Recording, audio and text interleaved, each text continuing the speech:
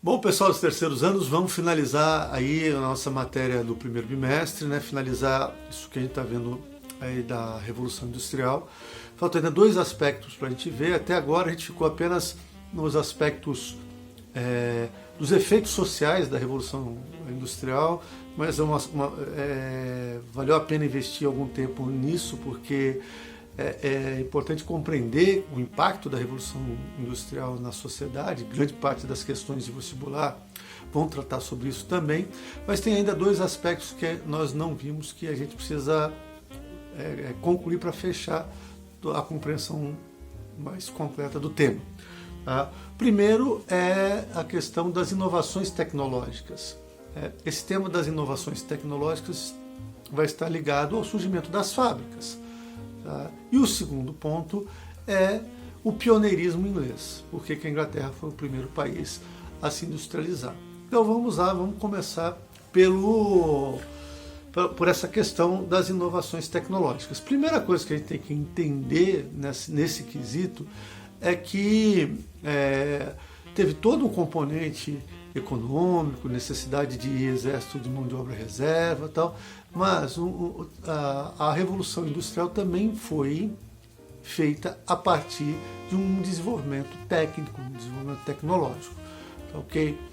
A gente pode entender que o que está por trás da industrialização é a necessidade de aumentar a produção. Então a gente pode entender que quando surgem as manufaturas, por exemplo, já tem revolução industrial ali, já tem uma tentativa de aumentar a produção. Só não tem o quê? Só não tem as fábricas ainda, só não tem a máquina, aquilo que o Karl Marx chamava de a máquina-ferramenta, que substitui a força humana. Essa questão de substituir a força humana por alguma máquina, alguma coisa que facilitasse o nosso trabalho, é bem antiga, vem lá da antiguidade. Tá? Então, é usar a força do vento para mover um barco, em vez de a gente ficar remando, então cria-se uma vela, por exemplo. É utilizar a água do rio para movimentar um moinho, para moer os grãos, utilizar um animal para puxar uma carroça, para facilitar a nossa atividade. Então, os seres humanos, eles sempre buscaram mecanismos, maneiras de tornar o seu trabalho muito mais fácil. Né? Vocês, o hábito de cola, mostram isso, a prova de que isso ainda permanece na sociedade. Né? Mas voltando aí ao assunto, né? Então, há uma série de descobertas, uma série de inventos, uma série de mecanismos que são criados que vão contribuir para esse aumento de produção. Tá? Então, e aí a gente tem dois movimentos ocorrendo paralelamente. Um no que diz respeito à força que vai mover a máquina e o outro que diz respeito especificamente de construção de máquinas que produzam mais. Né? No que diz respeito à força motriz, o que vai marcar a Revolução Industrial é a força do vapor, certo? Desde o século XVII já haviam máquinas movidas a vapor, mas elas não eram muito eficazes. Um cara no início do século XVIII chamado Thomas Newcomen, ele criou uma bomba movida a vapor para ficar retirando água das minas e que já utilizava a força do vapor, não precisava ninguém ficar bombeando lá para pressionar a água a sair das minas, mas ela tinha dois problemas. Ela consumia muito, precisava de muito vapor, muito carvão para fazer a máquina funcionar, e ela quebrava com muita facilidade. Uma dessas máquinas caiu na mão de um mecânico escocês, né, que trabalhava na Universidade de Glasgow, chamado James Watt. E em 1769, o James Watt ele aperfeiçoou a máquina do Thomas Newcomen, tornando ela mais econômica e mais confiável. E aí o James Watt é considerado então o grande criador do motor eficaz a vapor, certo? A partir daí tem um motor capaz de mover as máquinas com muita eficiência. Mas essas máquinas já existiam antes, só que elas eram movidas por manivelas, aí precisava de um ser humano para mover. Era, por exemplo, a máquina que o James Hargreaves inventou, chamada Spinning Jenny. Era uma máquina que fazia o trabalho de 16 pessoas, mas ela precisava ser movimentada por uma manivela. Eu vou postar um videozinho que vocês vão perceber como é que isso acontecia, né? Depois veio, acho que se não me engano, o Richard Cartwright, que criou o tear movido à água do rio. Então usava-se, era o mesmo princípio da máquina do Hargreaves, só que agora não era uma manivela, ficava uma roda de pás no rio que a correnteza do rio passava e movimentava a máquina. E aí, por fim, juntou-se esse conceito, o motor a vapor, que foi aperfeiçoado pelo James Watt, e aí nós temos a máquina. Com a máquina surge a fábrica. Aí já não é mais uma manufatura, aí é uma fábrica, né? Então o grande marco tecnológico aí da primeira Revolução Industrial é o surgimento da máquina a vapor, que vai dar origem às fábricas. Só que uma fábrica é diferente de uma manufatura, não só por ter a máquina lá dentro, mas lá tem a máquina, obviamente a gente já viu isso, a fábrica vai ter um dono, mas o dono vai precisar construir prédios adequados e vai gastar muito dinheiro e vai querer tirar esse dinheiro, então as fábricas vão funcionar dia e noite, para poder aproveitar de forma bastante intensa o capital que foi aplicado e gerar lucro. É preciso toda uma nova organização do trabalho. Por exemplo, nas fábricas, como quem executa a atividade é a máquina, a função do trabalhador não é mais fazer uma tarefa, é cuidar para que a máquina não pare. Isso vai fazer então com que não seja necessário um trabalhador com grandes habilidades para operar, trabalhar numa fábrica dessa. Então há uma desvalorização do trabalho. Mulheres e crianças são contratadas para cuidar dessas fábricas, dessas máquinas, ganhando menos. Então vai haver um desprestígio do trabalho. Antes, o trabalhador tinha que ter habilidades especiais. Lembra lá do artesão, ele tinha que saber fazer a mercadoria. Agora não. Isso vai... Junta isso a uma grande quantidade de pessoas desempregadas, os salários vão ser baixos, as condições de trabalho vão ser ruins. Eu vou deixar um texto para vocês também lerem a respeito disso daí, como parte dessa atividade. Ok? Então, essa questão do desenvolvimento tecnológico, no videozinho que vocês vão ver agora, vai ficar mais claro do que eu ficar falando para vocês. Tá ok? Também tem um texto sobre isso que vocês devem ler para aperfeiçoar, para compreender melhor tudo isso. A máquina de fiação, o tear mecânico e o motor a vapor. 3 instrumentos que, juntamente com outras máquinas, transformaram o mundo.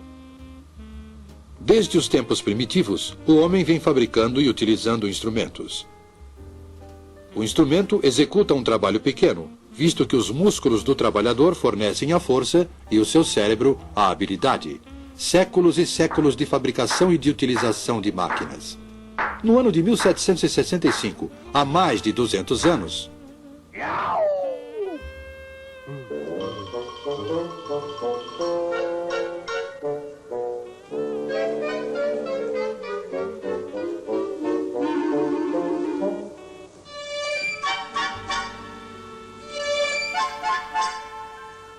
Jenny! Jenny! Eu consegui! James Hargreaves aperfeiçoou a máquina de fiação manual, batizando-a com o nome de sua esposa, Jenny. É a Spinning Jenny, a máquina primitiva de fiar difusos múltiplos. Essa máquina iniciou a revolução na manufatura da lã. A fiação era até então um processo lento, pois só se podia fiar um fio de cada vez. James Hargreaves colocou 8 fusos numa armadura e movia todos eles com uma manivela. Dessa forma, fiava 8 fios simultaneamente. A engenhosidade de Hargreaves lhe angariou o desagrado dos seus companheiros fiandeiros, que temiam perder o trabalho por causa da máquina.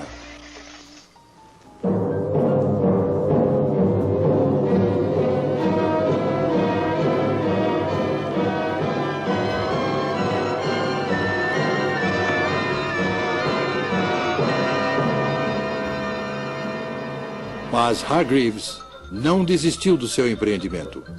E logo depois desenvolveu uma outra máquina que fiava 16 fios ao mesmo tempo. Uma criança podia, ao girar a manivela desta máquina, realizar o trabalho que antes era executado por mais de 100 homens. Ninguém conseguiria mudar o curso da história, pois uma descoberta iria inevitavelmente abrir caminho para outra. Em 1784, a população de Godby Marwood, uma pequena aldeia na região central do país, estava inquieta em virtude do que acontecia na casa do ministro da aldeia, o reverendo Edmund Cartwright.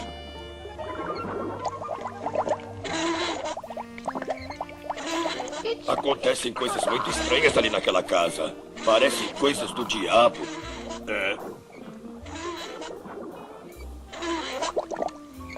Segundo seus vizinhos, o reverendo não era um homem bom.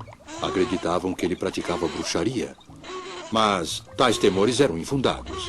Cartwright havia simplesmente desenvolvido uma máquina, acelerando assim o processo de industrialização.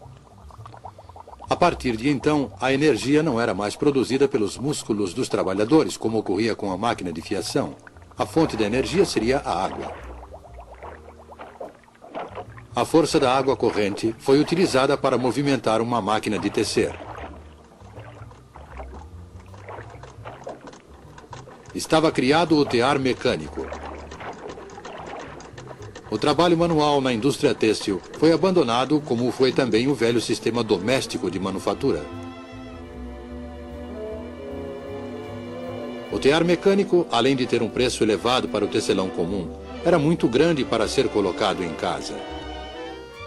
Mas, se pudesse comprar 12 teares e instalá-los num prédio, foi dessa forma que o tear mecânico acelerou o crescimento da indústria e do sistema industrial. A partir dessa época, em lugar de trabalhar em sua própria casa, o tecelão passou a morar em um lugar e a trabalhar em outro. Embora isso seja comum hoje em dia, naquela época houve uma implacável oposição à tirania da sirene da fábrica.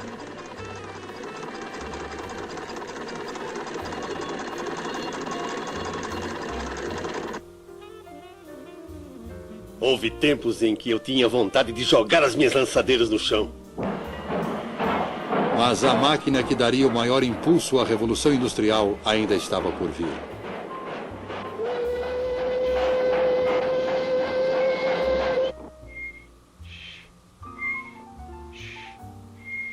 James Watt, quantas vezes já lhe disse para não perder seu tempo? Você não servirá para nada, menino. Não estou perdendo tempo, mãe. Eu estou inventando uma coisa. Inventando uma coisa? O que você está fazendo, menino? Nada demais, mãe. Ainda não tenho certeza, mas acho que é o motor a vapor. A história em torno do jovem Watt e a chaleira de sua mãe não é mais do que uma lenda. O primeiro motor a vapor foi, na verdade, desenvolvido por Thomas Newcomen em 1705 e era utilizado para retirar água das minas de carvão. Um dos motores de Newcomen foi levado para a oficina de Watt para conserto.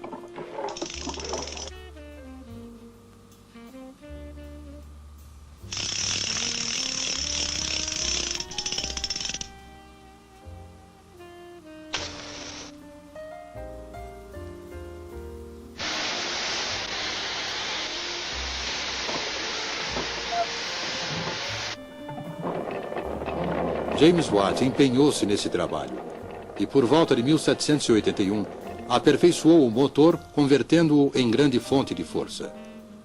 Essa era uma força barata e podia ser utilizada para dar movimento a todos os tipos de máquina.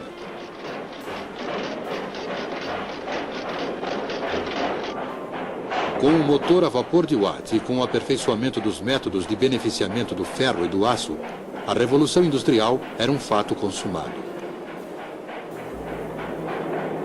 A máquina de fiação e o tear manual foram abandonados. Surgiram as grandes cidades, não de um dia para o outro, mas no curto espaço de 100 anos. No lugar do mestre tecelão, semi-industrial e semi-fazendeiro, apareceu o capitalista, proprietário de muitos teares e empregador de centenas de trabalhadores. Agora a gente vai falar um pouco sobre o pioneirismo da Inglaterra. Porque quem olha para a Inglaterra, uma ilha, pode até estranhar que ela tenha se tornado a primeira potência industrial do mundo. E isso até fez com que ela se tornasse um império mundial. Houve uma época ao longo do século XIX que se falava que o sol nunca se punha no Império Inglês, porque a Inglaterra dominou grande parte do mundo. E isso foi possível graças à industrialização. Durante um período aí de uns 60, 70 anos, só havia a Inglaterra industrializada no mundo, e ela nadou de braçada. Ela era o grande fornecedor de produtos como tecido, como sapatos, para grande parte do planeta. No século XIX, não havia nenhum produto que fosse pronto, acabado, manufaturado, que não viesse da Inglaterra aqui no Brasil. Então a Inglaterra se tornou um grande fornecedor de produtos. Depois, numa segunda fase, a Revolução Industrial se expandiu para outros países da Europa, e até mesmo fora da Europa, como Estados Unidos e Japão, por exemplo. Mas, durante o período, a Inglaterra se tornou única. E esse pioneirismo tem alguns fatores que ajudam a gente a entender, certo? Bom, a gente tem que compreender que no final do século XVIII, ali 760, 70, a Inglaterra estava vivendo um momento bastante privilegiado. Bom, ela tinha ricas jazidas de carvão e ferro, ou seja, depósitos naturais de carvão e ferro. O ferro, obviamente, para fazer as caldeiras, as máquinas, e o carvão para ser queimado e fazer com que a máquina funcionasse, já que a força motriz, a energia que movia as máquinas era o vapor, certo? Então, a Inglaterra tinha ferro e carvão, fundamental para fazer as máquinas e fazer as máquinas funcionarem. Ela tinha uma boa rede fluvial, uma boa rede de rios, muitos deles navegáveis, que permitiam o escoamento de mercadorias com muita facilidade. Isso facilita o comércio.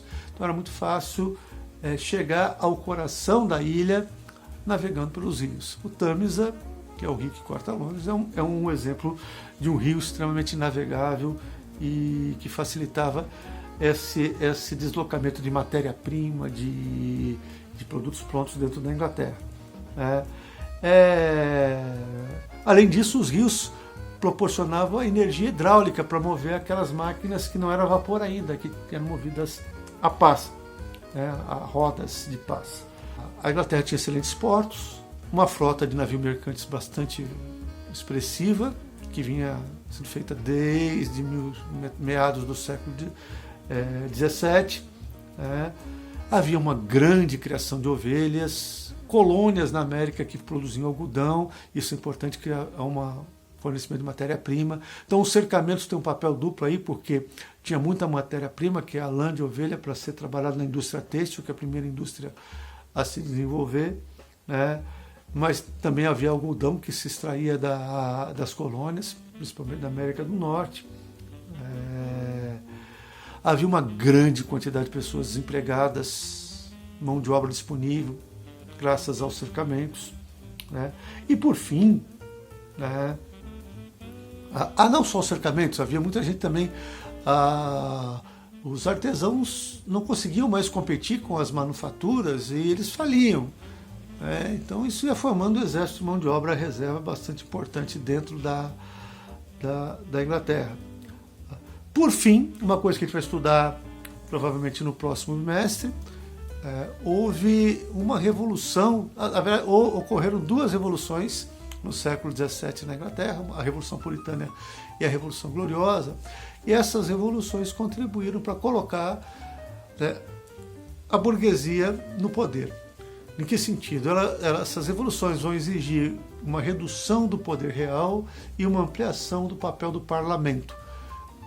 A partir daí, os burgueses vão ter condição de tomar medidas em seu favor.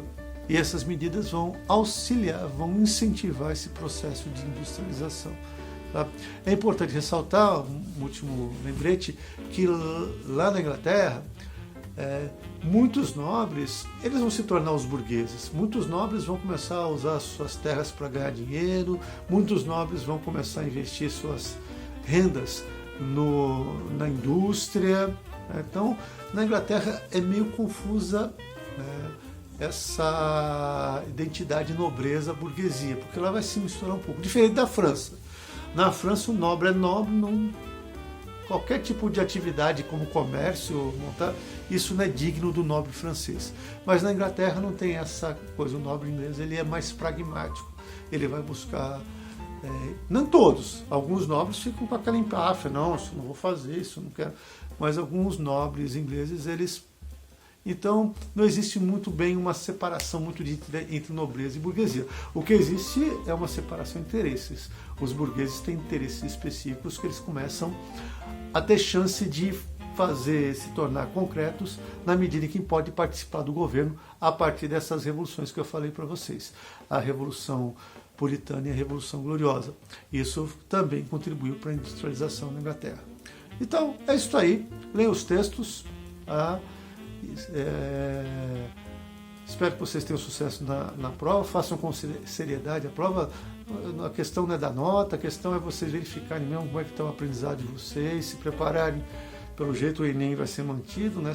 Então, e se preparando, apesar de todos os tropeços, de todas as dificuldades que nós temos, mas estamos tentando contribuir para que vocês consigam aproveitar esse tempo que estão sem aula, e consigam se preparar para os desafios que vão ter mais para o final do ano. Então, até a próxima.